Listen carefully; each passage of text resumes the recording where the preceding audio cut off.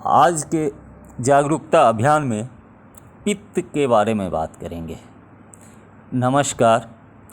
पित्त तप संतापे पर धातु प्रत्यय तप्ति यति पितम, जो शरीर में ताप गर्मी उत्पन्न करे उसे पित्त कहते हैं। शरीर में पित्त शब्द से उस स्थान का बोध होता है जो उष्णता प्रदान करता है। तस्मात् तेजोमय पितम पितोष्माय स्वपक्तिमान। पित्त के द्वारा शरीर में जो कुछ भी कार्य संपन्न होता है वह अग्नि के समान गुण कर्म वाला होता है।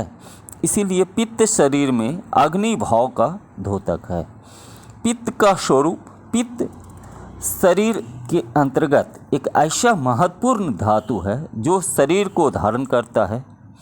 जैसे तत्र औष्ण्यम तैक्षण्यम लाघवम द्रव मन अतिशनोः वर्णनश्च शुक्लः गंधस्य विस्तर रसः कुटु कामलो सरस पितास्यात् रूपाणि। उष्णता, तीक्ष्णता, लघुता, द्रवता और नीति स्निग्धा, शुक्ल रहित वर्ण, विष गंध, कटु और अम्ल रस तथा सर के पित्त के आत्म रूप, इन गुणों से युक्त जो कोई द्रव है वह पित्त कहलाता है।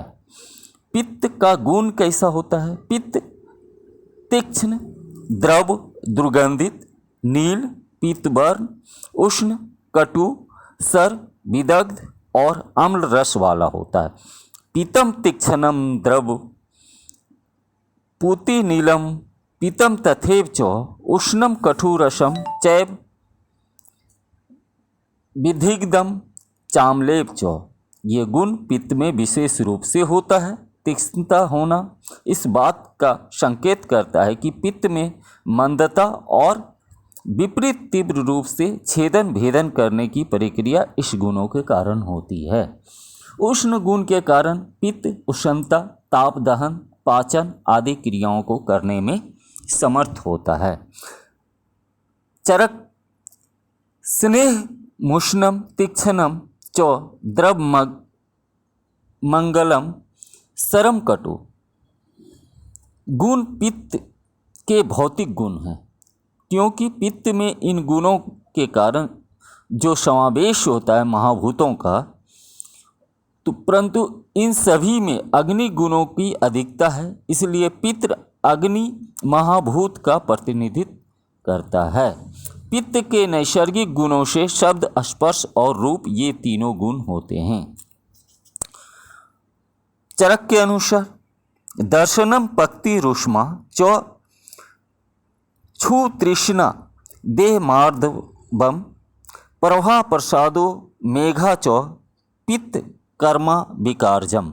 उष्ण गुण वाले पित्त से ही मनुष्य के शरीर में सभी प्रकार का पाक होता है और वही पित्त प्रकुपिता अवस्था में अनेक विकारों को उत्पन्न करता है। तो इस तरह से जो है पित्त के बारे में वर्णन किया जाता है। और पित्त के प्रकार, पित्त जो है पाचक पित्त, इसमें क्या होता है कि पाचक, रंजक, आलोचक, साधक, भ्राजक पित्त। पाचक पित्त शरीर के सूक्ष्मतम भाग में होने वाले पाक का आधार पाचक पित्त है। उसके बाद जो है रंजक पित्त, यकृत प्लीहा में जो पित्त स्थित रहता है उसकी रंज का अग्नि का संज्ञा दिया जाता है। वह रस का रंजन कर उसे लाल वर्ण प्रदान करता है। उसी प्रकार से जो है साधक पित्त, शरीर के सबसे महत्वपूर्ण स्थान हृदय में साधक पित्त का स्थान होता है।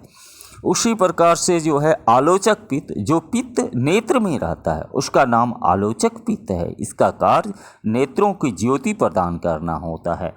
उसी तरह से जो है भ्रांजक पित्त, भ्रांजक पित्त क्या होता है कि वह पित्त शरीर के त्वचा प्रदेश में रहता है। इसका मुख्य कार्य त्वचा का भ्रांजन करना होता है।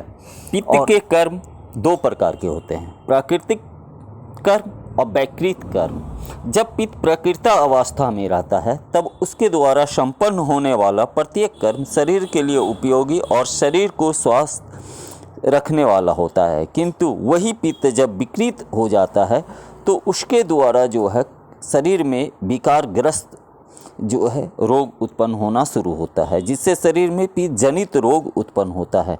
नेत्रों के द्वारा देखने की क्रिया, खाए हुए आहारों का परिपाक करना, शरीर में ऊष्मा का निर्माण करना और यथा अवस्था में भूख उत्पन्न करना इसका जो है काम होता है। नमस्कार।